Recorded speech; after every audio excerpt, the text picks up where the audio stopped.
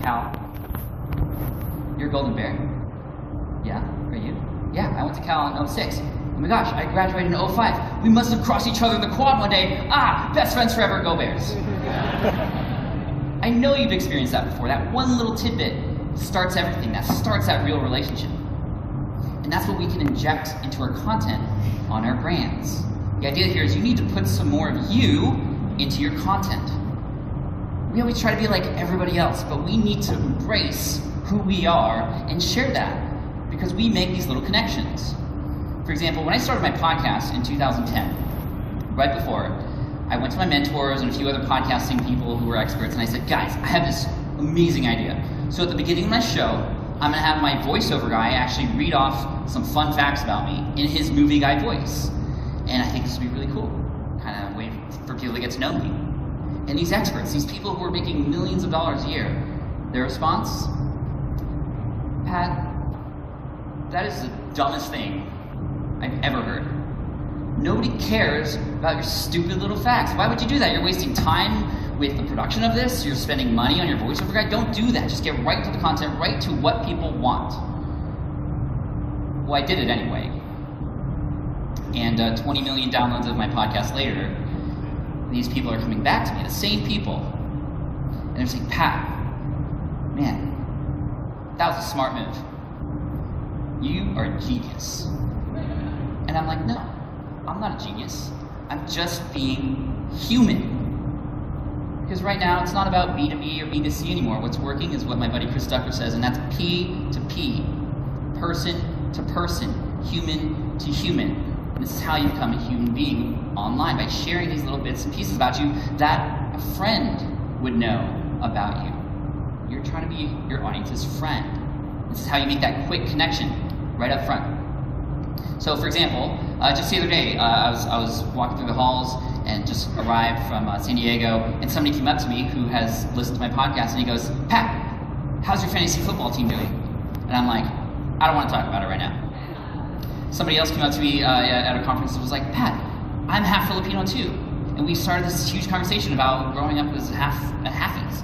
And this one time, this guy came up to me a little too close for comfort. He like leaned in. I thought he was like gonna kiss me or something. It was a little weird. And then he goes, Pat, I'm also afraid of spiders. It's okay. And we hugged it out. We were like bros after that. Spider-fearing bros. Now, what's a movie that I like, for those of you who know about me, what's a movie that I like more than anything in the world? Back to the Future, that's right.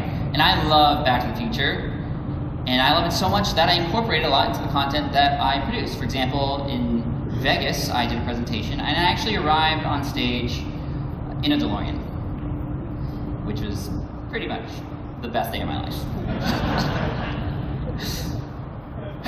Now you might be wondering, okay, Pat, like you talk about Back to the Future, people know these things about you, like, okay, tell me how this actually helps you. Well, here's some tweets to, actually, the idea here is to embrace your weird is really what this is all about. But here's some tweets that I want to share with you. Andy says, Pat Flynn, I can't even watch Back to the Future anymore without thinking about Pat Flynn and SPI. Here's one from Joel. He says, look what I found at Target. When I think of Back to the Future, I think of Pat Flynn. Here's one from Chris, who said, Back to the Future is playing right now on ABC. I wonder if Pat Flynn can sense it. And yes, Chris, I can. No, you see, I've injected myself into people's everyday lives. Now, every time something Back to the Future happens, they see me. That's awesome. Got this tweet the other day because there's a special date coming up tomorrow. Back to the Future Day, 10/21/2015, which is the day Marty McFly goes into the future. Back to the Future 2. Any big plans? My plans are to hang out with you guys in the morning, then fly to New York, hang out with Pencils of Promise for the gala that night, and probably watch Back to the Future on the plane. So that's my plan. So the idea here is, again, to inject some of you into your brand, because those are what makes those real connections. So that's a moment of activation, as I like to call it. Now, a second thing you could do, again, we're converting people from casual audience, they just discovered you, to get them to become an active subscriber. I'll tell you a quick story about April, going back to her story about how she became a Backstreet Boy fan. It all started when she was 15 years old, and she had just broken up with their boyfriend.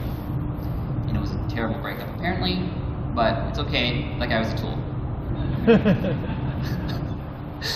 But she was going through this struggle, and she was just depressed, right? And she turned on the radio, and she heard a song that she had heard many times before in the past. However, this time, it really resonated with her. Why? Because every single word in this song seemed to describe every single thing that she was thinking and going through. Now, the name of the song was Quit Playing Games With My Heart by the Backstreet Boys. Quit playing games with my heart. That one. Now I can get my own frame picture, right? No. And so from that point forward, she started paying attention. She actually bought the CD for her Sony Discman, kind of dating her a little bit there. And I think it was the Millennium album, and then she bought concert tickets, and then from there the whole sequence of events happened. But the purpose here of this story is to share with you that if you can define the problem better than your target customer, they will automatically assume that you have a solution. So like what Ryan Holiday was saying earlier, you really truly have to know that it starts with the pains, the problems, the issues, and the wants of your target audience. Not about a product that you think is going to be great, but something that your audience needs. And if you can define that better than they can, which means understanding the language that they use, amazing things will happen. So how do you define your audience? How do you define their problem better? Well, you have to understand what they're going through. How do you do that best? Literally have conversations with them. The one-on-one conversations I have with my audience every month, I actually pull out 3 or 4 people in my audience, I ask to get on a phone call with them or a Skype call, and we just talk. The things that I discover about my audience during those one-on-one conversations have been complete game changers for my brand. And just understanding how they talk about these problems. I know that they're having these issues, but how do they describe it? That way I can speak on their level. And so, to help you define this, we're going to talk about your whole audience, W-H-O-L-E. And I'm not going to describe these too in detail, but really quick, the W is where. Where do they hang out? Where do they go? This way you can kind of discover where they're hanging out and how they talk to each other. Forums, blogs, websites, where do they hang out? H, what are their habits? What are the things they do? What are the things they like, dislike? O, what are their obstacles? What truly is holding them back from achieving this goal? You know that, it's going to help you provide that solution. L, the language, like I said earlier, understanding the words that they use and the same order, etc. And E, what are their excuses? Oh, I'd love to do that, but what? If you understand your whole audience, you're going to understand how to better provide for them. Now, there's a company out there that we all know that seems to understand us a little too well sometimes, and that is Amazon. This is the homepage for me on Amazon. Giant Star Wars promo at the top, men's graphic tees. I actually have 3 of the 6 of these shirts. Now let's scroll down and see what else Amazon has to serve me. Oh, related to items I viewed.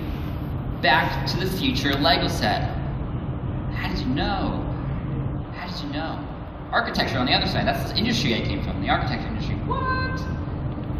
Now, of course, we all know they're using algorithms and special equations and search histories and queries and all these other things to figure this out. But you know what? It works.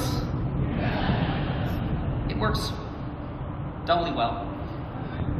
Now, if I got 2 of them because you need one to build and then the other one stays in the box because the value might increase. That sort of thing. Well, how can we apply this? We're not Amazon. We don't necessarily have those resources.